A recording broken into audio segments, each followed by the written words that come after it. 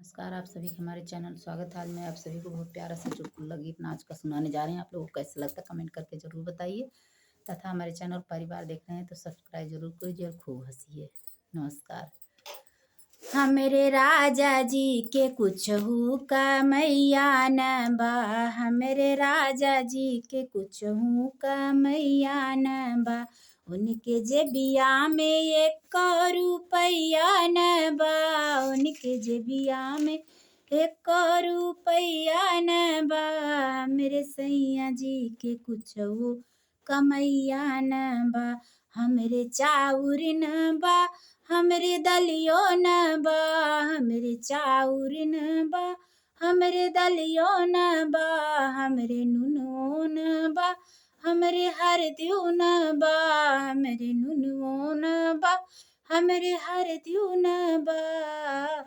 हमरे दलिया में नावे के खटैयो न बा, हमरे दलिया में नावे के खटैयो न बा, हमरे राजा जी के कुछहू कमैयो न बा, उनके जेबिया में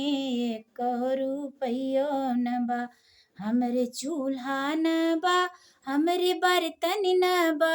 हमरे चूल्हा न बा, हमरे बर्तन न बा, हमरे लकड़ी न बा, हमरे ईंधन न बा, हमरे लकड़ी न बा, हमरे ईंधन न बा,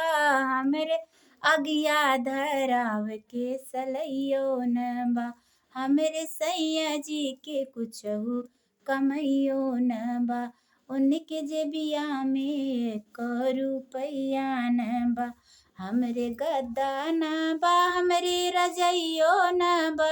हमरे गद्दा न बा, हमरे रजइयो न बा,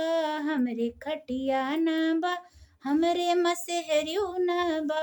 हमरे भुइयाँ बिछावे के चटइयो न बा, हमरे भुइयाँ बिछावे के